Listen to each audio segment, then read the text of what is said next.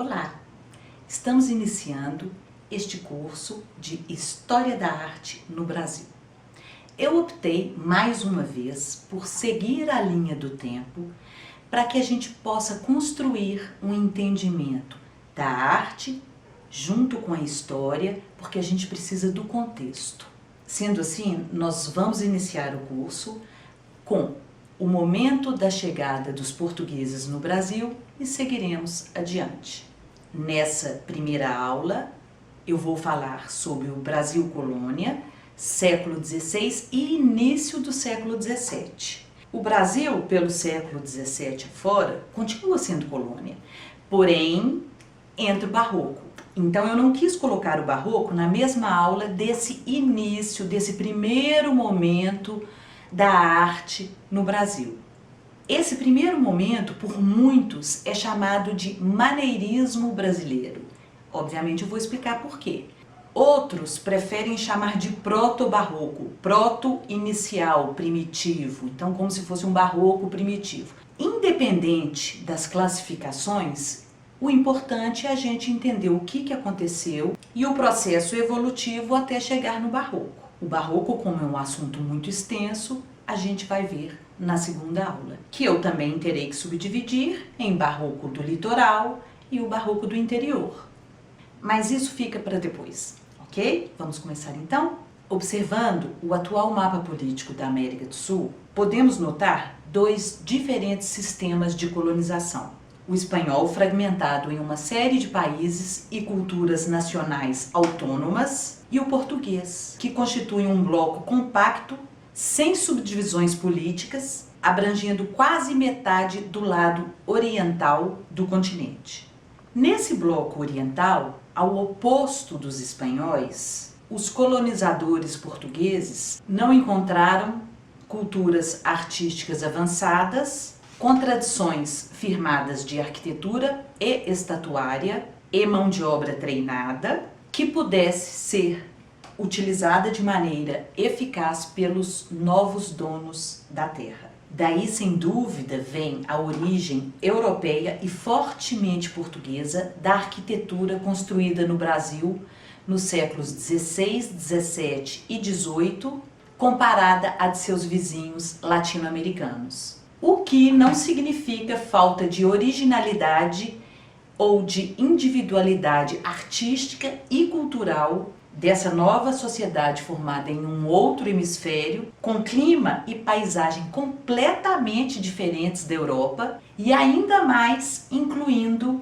etnias ameríndias e africanas. No enorme território da colônia brasileira, a diversificação dos ciclos econômicos e as adversidades do processo político e social foram aos poucos determinando aspectos diferenciados na produção artística e cultural das áreas territoriais mais diretamente atingidas pelo sistema colonizador. Ou seja, nos séculos XVI e XVII foram as regiões da Bahia e de Pernambuco no Nordeste, desenvolvidas graças à produção do açúcar, que constituíram os principais focos de interesse da coroa portuguesa. E como consequência, aí se situa a maioria dos monumentos significativos que se conservam desse período. Já no século XVIII, um novo ciclo econômico, o da mineração do ouro e dos diamantes, desloca para regiões do interior a atenção dos colonizadores portugueses. Em menos de 20 anos, as minas de Minas Gerais, descobertas por bandeirantes expedicionários vindos de São Paulo, já rendiam somas astronômicas a Portugal, financiando os luxos da corte de Dom João VI e a construção do gigantesco convento de Mafra, em Portugal. A cidade do Rio de Janeiro, como porto escoadouro do metal para Portugal, vai atingir um notável desenvolvimento também nesse século XVIII, tornando-se a capital dos vice-reis e conhecendo um surto construtivo sem precedentes. Vou iniciar então o nosso estudo com a arquitetura, desde a chegada dos portugueses aqui no Brasil.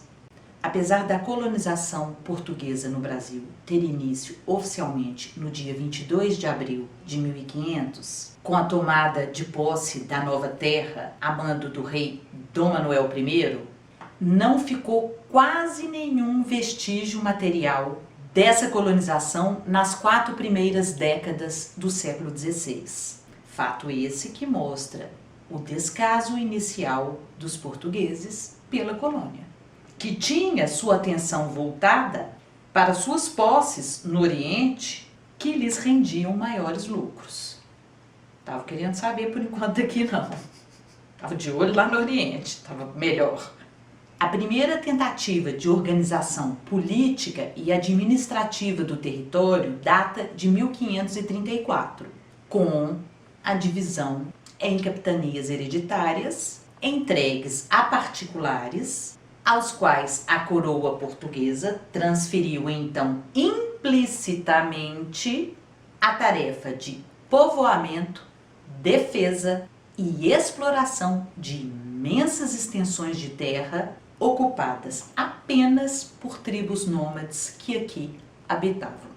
Porém, esse sistema foi insuficiente, dando resultados satisfatórios apenas nas regiões de Pernambuco e São Vicente, e diante de constantes ameaças de corsários estrangeiros na nossa costa desprotegida, o governo português decide ocupar-se diretamente do Brasil, criando assim, em 1549, o primeiro governo geral, que tinha sede na cidade de Salvador, fundada especialmente para esse fim. Salvador, para ser digna de uma cidade capital, teve um plano da cidade perpendicular regularizador, semelhante aos traçados em xadrez das cidades espanholas da América.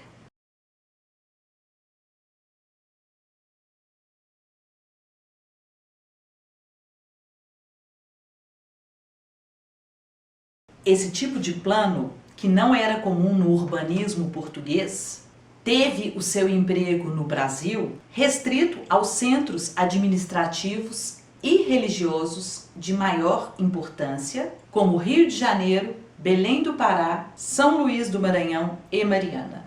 Na maioria das vilas e povoados do Brasil, vigorou o modelo informal de urbanização de raízes medievais, que era o preferido pelos portugueses, com ruas estreitas e irregulares, com voltas pitorescas e constantes subidas e descidas, que constituem um dos principais encantos das cidades coloniais brasileiras. Temos como exemplo 2 cidades com essas características assim super visíveis, que são Olinda e Ouro Preto. Olinda foi fundada em 1537 pelo Donatário Duarte Coelho para ser sede da capitania de Pernambuco e é uma das mais antigas fundações portuguesas da América. Apesar das destruições ocorridas no período de dominação dos holandeses, que estabeleceram sua capital em Recife, Olinda ainda conserva excepcional conjunto de monumentos religiosos e civis dos séculos 17 e 18 e um casario homogêneo implantado em meio a uma exuberante vegetação tropical. Já Ouro Preto resulta da fusão de 3 arraiais mineradores de criação espontânea, reunidos em 1711 para constituir a antiga Vila Rica de Nossa Senhora do Pilar. O ponto de referência para a localização das minas era o Pico do Itacolomi, que ainda hoje domina a acidentada paisagem urbana da cidade.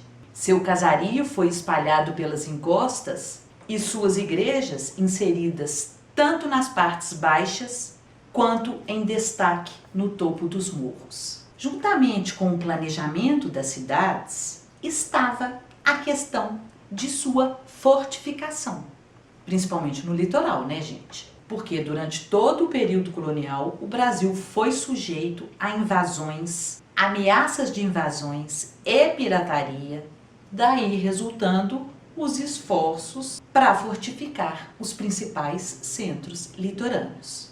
Pelo menos 15 fortes foram construídos para defender a cidade de Salvador e a Baía de Todos os Santos. Entre os séculos 16 e 18, 14 foram construídos na Baía de Guanabara e pelo menos 7 foram erguidos para defender Belém do Pará. Na cena urbana das cidades marítimas, quem ocupava situação de destaque? Os fortes e as fortalezas, demarcando os principais pontos estratégicos da faixa litorânea. Tinham plantas variadas, com desenhos poligonais, como o Forte dos Reis Magos, em Natal, ou até mesmo curvilíneos, como o Forte de São Marcelo, em Salvador.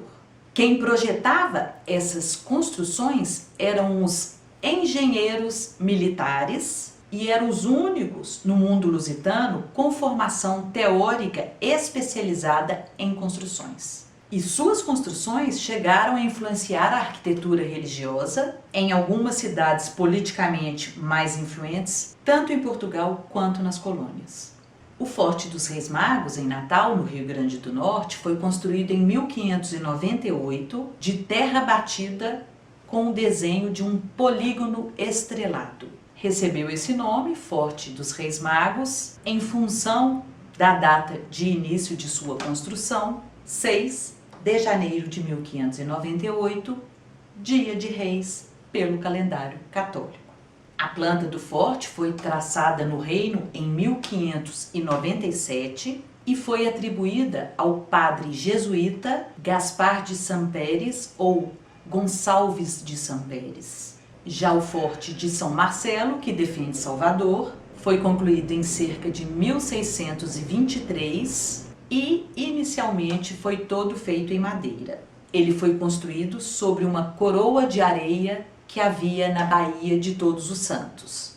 E sua forma cilíndrica foi inspirada no Forte de São Lourenço do Búgio, localizado na foz do Rio Tejo, em Portugal, que possui um formato similar. Já as construções civis coloniais, tanto casas de moradia quanto edifícios públicos, reproduziam fielmente os tipos tradicionais portugueses, com padrões simples e pouco diversificados. A monotonia repetitiva das fileiras de fachadas é quebrada apenas pela diferença do número de pavimentos, 1 em casas térreas e 2 ou 3 nos sobrados. As residências particulares iam desde cabanas de pau a pique até casas urbanas de pedra. Paredes lisas e caiadas de branco, janelas e portas enquadradas por molduras de pedra ou de madeira pintada de cores vivas. Os sobrados tinham janelas com balcões isolados, cada janela com sua varanda, com seu balcão, ou de sacada corrida, uma varanda, um balcão, uma sacada para várias janelas. Os térreos dos sobrados eram geralmente destinados a atividades comerciais e administrativas e os pavimentos superiores destinados à moradia. Com relação às construções oficiais, como não tinha aqui um monarca residente até 1808, quando a corte portuguesa foi para o Rio de Janeiro, os projetos de maiores pretensões resumiram-se às casas de câmara e cadeia nos municípios e os palácios de governadores e bispos nas capitais. Bem mais significativas são as casas de câmara e cadeia. Bom, casa de câmara e cadeia era o edifício, nesse período de Brasil Colônia e parte do Brasil Imperial também, onde eram instalados os órgãos de administração pública do município. Ocupavam a praça principal e conservavam das cidades medievais uma torre central chamada Sino do Povo. Cidades que ainda conservam Salvador, Ouro Preto, Mariana e Goiás Velho.